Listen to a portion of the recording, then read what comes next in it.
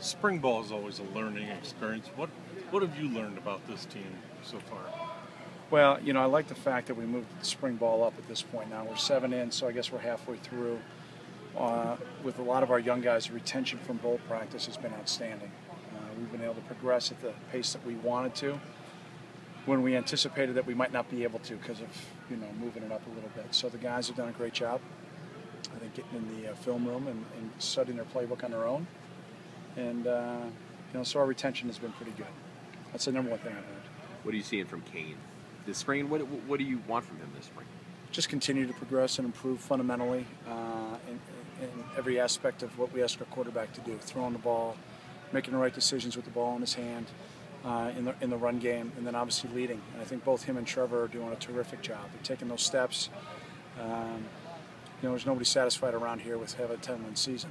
And you guys can see it the way that they work and their attitude, and it starts and ends with the quarterback, and I like the way both those guys are doing it. That's what I was going to ask, because when a guy has been through it so many times and knows the system so well, do you have to try to give him little challenges to keep him sharp, or does he do that himself? Teddy, I think that's a great question from a standpoint of maybe on the field schematically, yeah. And we're always going to start back over at A, so we'll progress as much as we possibly can by the greater good of both sides.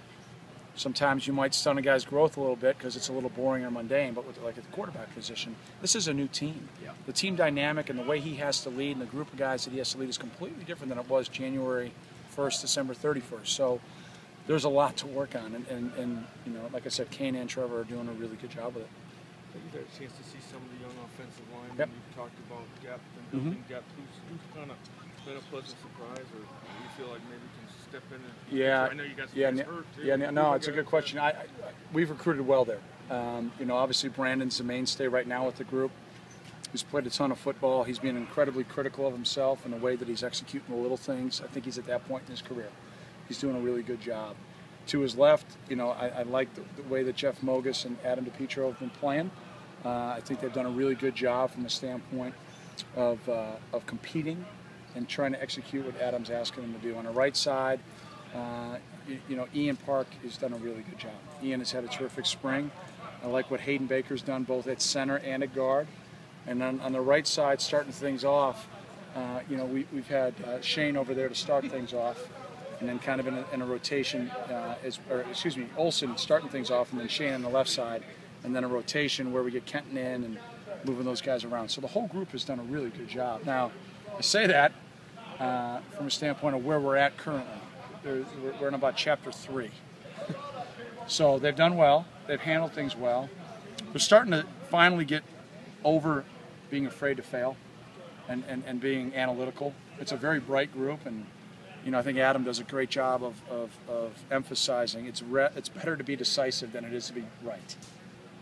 Go put your face on somebody, and Venrick and our backs and Kane and Trevor will make you right. But if you're out there, who should I block, and that garbage, well, that's what young guys do. I mean, they get so analytical on things. They've done a really good job of just cutting loose and playing and making mistakes and learning from it, not repeating them at a high level. They've repeated it at a lower level, which to me shows some progress. That's encouraging.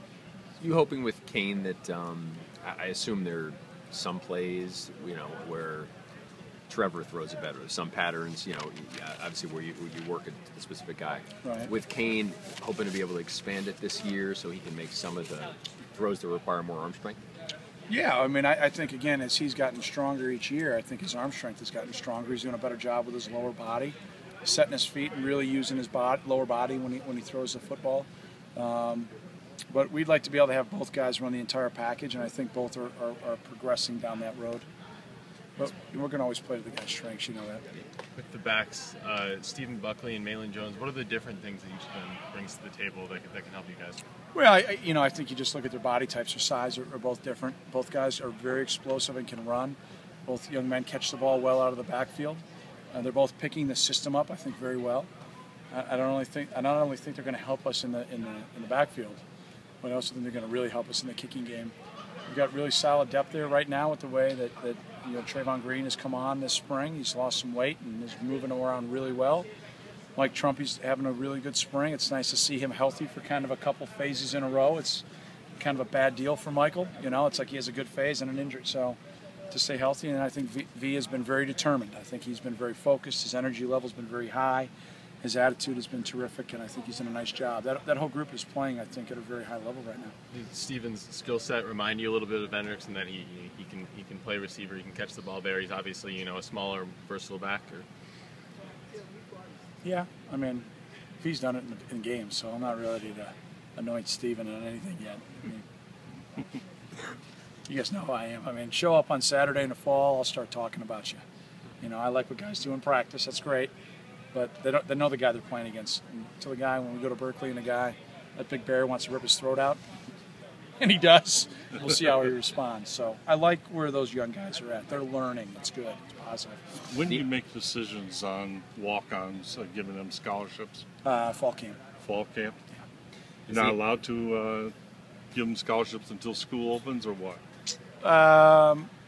Not necessarily, but you know, I usually like to give those guys all the opportunity in the world to earn that. And you know, most of our guys that are walk-ons are really special young men, and we've got a great track record of terrific walk-ons. I mean, there's no better example than currently right now than Michael Jensen. You know, he's a multi-year leadership council member. You know, came here as a DB. You know, he didn't have the magical hips and feet, but he could run really well. He caught the ball okay. Now he's catching the ball outstanding. He's having a great spring. He's been one of our, if not our most consistent special teams player, he's been in the conversation. So he's the ultimate team player, and he's earned that scholarship. You know, he earned that scholarship a couple years ago. Have you had